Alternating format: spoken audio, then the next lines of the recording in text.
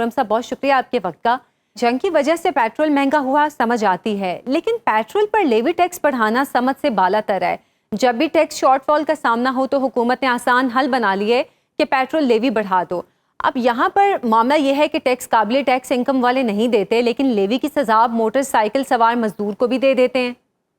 जी बिस्मिल्लाहिर्रहमानिर्रहीम, बहुत शुक्रिया मुझे प्रोग्राम में लेने के लिए। अच्छा देखें, आप अगर जंग से पहले का और जंग के बाद का पूरा अगर एक असेसमेंट करें तो जंग से पहले जो है भी लेवी थी और सेल्स टैक्स नहीं था। हर प्रोडक्ट पे जैसे सेल्स टैक्स होता है, तकरीबन 4 प्रोडक्ट्स हैं पाकिस्तान में, डीजल है, पेट्रोल है मेनली, उसके बाद फिर I think light diesel oil है, केरोसिन है। इन पे सेल्स टैक्स नहीं है 18% जो हर प्रोडक्ट पे होता है, हर कंजम्पशन वाली प्रोडक्ट पे होता है। इन पे काफ़ी टाइम से सेल्स टैक्स नहीं है। तो लेवी जो है उसका एक मकसद है, आपको पता है, और उसमें एनवायरनमेंट का भी है, कार्बन का भी है, कार्बन लेवी, और फिर एनवायरनमेंट का भी उस पर इम्पैक्ट है। और ये जो ग्रीन हाउस गैसेस होती हैं जो कि पोल्यूशन फैलाती हैं, इसको कम करने के लिए ये लेवीज जो है लगती हैं। ये सिर्फ पाकिस्तान का जो है वो फिनोमिनन नहीं है, ये पूरी दुनिया जी। में आप अगर उठाएं और प्राइस ब्रेकअप्स लें तो काफ़ी सारे कंट्रीज में लेवीज और सेल्स टैक्स ये सब शामिल होते हैं। हमारे यहाँ सेल्स टैक्स इसलिए नहीं है, उसका एक इम्पैक्ट भी आता है। तो लेवीज का ये एक बैकग्राउंड मैंने आपको दिया। और सही। इसके साथ साथ आप बिफोर वॉर देखें तो उसमें आपको लेवीज जो है वो लगी भी थी और कीमत एक सर्टेन पॉइंट पे थी। पर जब वॉर हुई है उसके बाद आपको पता है कीमतें कहाँ से कहाँ गई हैं। गवर्नमेंट ने पहले एक मरतबा कीमत बढ़ाई और उसके बाद 3 हफ्ते तक कीमत रोक ली। आपने आपको ये अच्छी तरह पता है, ये फैक्ट्स है, मैं ये कोई नई ऐसी चीज नहीं बता रहा जो कि पता ना हो। और उन 3 हफ्तों के दौरान आपको पता है डीजल की कीमत तकरीबन 3 गुना हो गई। $88 से उठ के वो जो है हम्म। मेरे ख्याल में कोई उस वक्त $200 पे पहुंच गई थी, और फिर 250 पे भी गई और पौने 300 पे भी गई, क्योंकि प्रीमियम्स बढ़ गए थे, शिपमेंट कॉस्ट बढ़ गई थी, क्योंकि जगह जी। बंद थी। 20% आपका तेल और गैस यहाँ से गुजरता है, वो बंद आज भी है। तो उसकी वजह से फिर पेट्रोल का भी ये हुआ, पेट्रोल भी 50-60% बढ़ गया, फिर तकरीबन डबल भी हुआ, तकरीबन पौने 200 पे पहुंचा। आज भी पेट्रोल 127-28 डॉलर पे ऑन एवरेज जो है खड़ा है। मैं ये बता रहा हूँ डॉलर पर बैरल। हम्म। जबकि आपका खाम तेल जो है वो $100 $104 के पास है। पेट्रोल की कीमत अभी भी ज्यादा है और डीजल की कीमत अभी भी, आप अगर पिछली एवरेज देख सकते हैं, तकरीबन $158 पर बैरल पे आज भी खड़ी है। और गवर्नमेंट पाकिस्तान ने फुल प्राइसेस तो पास ऑन उस तरह से की नहीं कभी, जिस तरह से होनी चाहिए थी, पूरी दुनिया में हुई। सही। और इसके साथ साथ लेवी जो है वो आपको पता है, जी। एक और पॉइंट मैं आपसे ऐड करता हूँ, जो डीजल पे लेवी है वो बिल्कुल जीरो हो गई थी 3 हफ्ते के लिए, और सिर्फ पेट्रोल पे थी। तो आहिस्ता आहिस्ता फिर बैलेंस हो गया दोबारा। तो देखें, बात यह है कि लेवी तो पार्ट थी और दुनिया में होते हैं टैक्सेस और लेवीज, पेट्रोलियम प्रोडक्ट का पार्ट, उसमें ऊपर उतार चढ़ाव इसलिए किया गया गवर्नमेंट ताकि मेंटेन कर सके कि सारा का सारा पास ऑन ना हो। लेकिन इससे बड़ी बात क्या है? इससे बड़ी बात यह है कि जो वो हिस्सा, वो सेगमेंट, जो कमजोर तबका है हमारा, उसमें मोटरसाइकिलिस्ट भी आते हैं, उसमें और बहुत सारे लोग भी आते हैं, और पब्लिक ट्रांसपोर्ट भी है उसके अंदर एग्रीकल्चर इकोनॉमी भी है, उसके अंदर रेलवेज भी हैं जहाँ जहाँ से एक आम आदमी सफर करता है एक शहर से दूसरे शहर। इन सब पे आप देखें, ना सिर्फ ये कि कीमतें रोकी गई, बल्कि बाइकर्स को $2000 पर मंथ दिए गए। ये जी। ऑल्दो आप हम कह सकते हैं कि जी ये जो है हम्म। काटी, पार्लियामेंटेरियन सेनेटर से सैलरीज कंट्रीब्यूट की, बोर्ड्स ने उनकी जो सैलरीज कंट्रीब्यूट कर रहे हैं आज भी, और 1 महीना और उसमें बढ़ा दिया। कहने का मतलब ये है वल्नरेबल सेगमेंट, वो सही। तबका जो कि अफोर्ड नहीं कर सकता था, उसको सपोर्ट देने की कोशिश की और सपोर्ट दी। उसके साथ साथ कीमतें उन पे भी ऐड की जो कि अफोर्ड कर सकते हैं। अगर एक लैंड क्रूजर वाला, एक बड़ी गाड़ी वाले जो है वो अफोर्ड कर सकते हैं, तो उन पे तो कीमतें उनको मार्केट की तो मिले। देखिए, एक बैलेंस रखने की कोशिश की गई। तो ये सब चीजें उसका पार्ट है। और सबसे बड़ी बात ये है, आप देखें पाकिस्तान के किसी पेट्रोल पंप पे, किसी गैस स्टेशन पे कोई लाइनें लगी हैं, कोई लॉ एंड ऑर्डर का मसला हुआ है, बल्कि इंडिया में जाके देखें, जहाँ कहते हैं ना कीमतें नहीं बढ़ाई, तो वहां देखें $700 के रिजर्व उनके, फिर भी वहां पे कितनी बड़ी लाइनें लगी हैं। जब सप्लाई शॉर्ट होती है हम्म। ना जी, उस वक्त पता लगता है। तो अल्लाह का शुक्र है कि पाकिस्तान में सप्लाई शॉर्ट नहीं हुई, अपने स्ट्रेटेजिक जो है रिलेशंस की वजह से, और अपने जो है पूरी दुनिया जी। में जो सालिसी का किरदार अदा किया है, उसकी बिना पे आपको पेट्रोल, डीजल और ऑयल जो है वो मिलता रहा। तो ये इस तरह से बड़ा मैनेज हुआ है, इसके बावजूद कि रिसोर्सेज कम है। और इंडिया में देखें इतने इतने रिसोर्सेज हैं, फिर भी वहां पे लाइनें लगी है, लॉ एंड ऑर्डर की सिचुएशन हुई है, मसले हुए, उन्होंने इवेंचुअली मार्केटिंग जल्दी बंद करना शुरू की है। हम्म। गोल्ड पे वो कहा कि जी ना बाई करें साल तक, और साथ में कहा कि कुकिंग कम करें, क्योंकि एलपीजी यूज होती है उनके सारे घरों में, और उनको वो नहीं मिली कुछ बीच में अरसे तक। तो देखिए, ये सारी चीजें हमें पूरे देखना चाहिए कि दुनिया में क्या हुआ, हमने क्या रोल प्ले किया है, कैसे मैनेज किया है ओवरऑल। अच्छा खुरम साहब, IMF तो सब्सिडी खत्म करने, हुकूमती अखराजात को कंट्रोल करने और टैक्स नेट टैक्स इस्लाहात करने का मुतालिबा भी करता है, लेकिन हुकूमत सिर्फ टैक्स की शरह बढ़ाती है और सवाल यह है कि दीगर इकदाम क्यों नहीं किए जाते। लेवी जीएसटी बढ़ाकर हर बार आम आदमी ही को क्यों निशाना बनाया जाता है? नहीं, टैक्स की शरह कहाँ बढ़ी आप मुझे बताएं। आप पिन पॉइंट कर सकती हैं। टैक्स की शरह लास्ट ईयर तो कम की गई है कॉर्पोरेट सेक्टर पे, 0.5% की गई। उसके अलावा सैलरीड क्लास पे शुरुआत हुई टैक्स को कम करने की।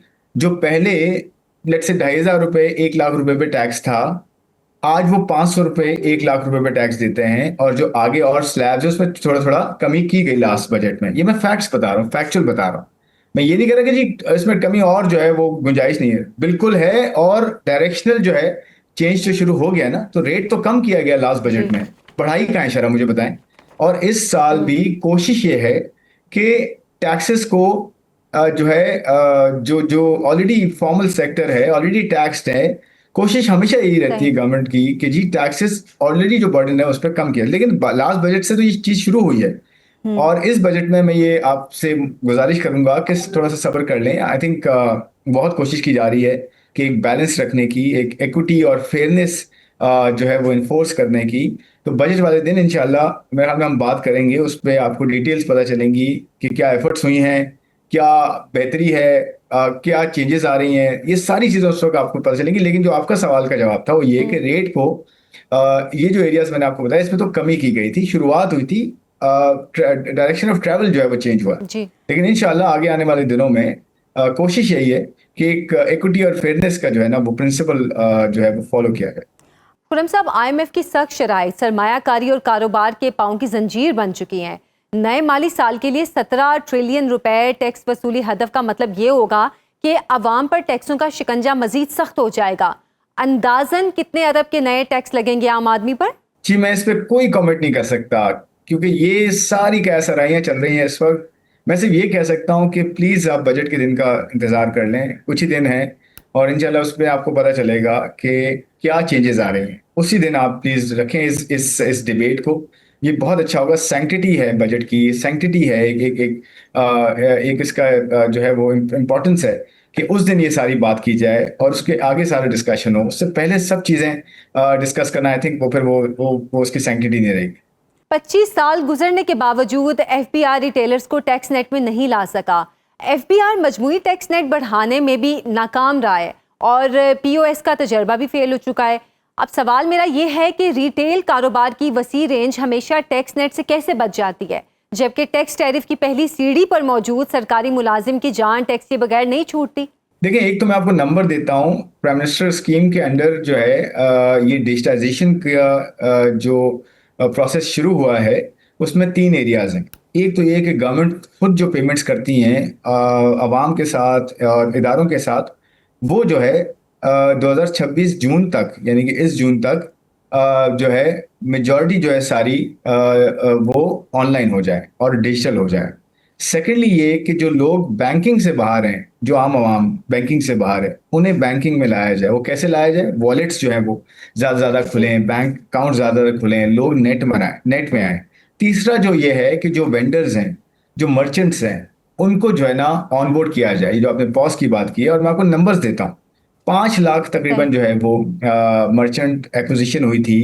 ये 2025 जून तक की मैं बात कर रहा हूँ।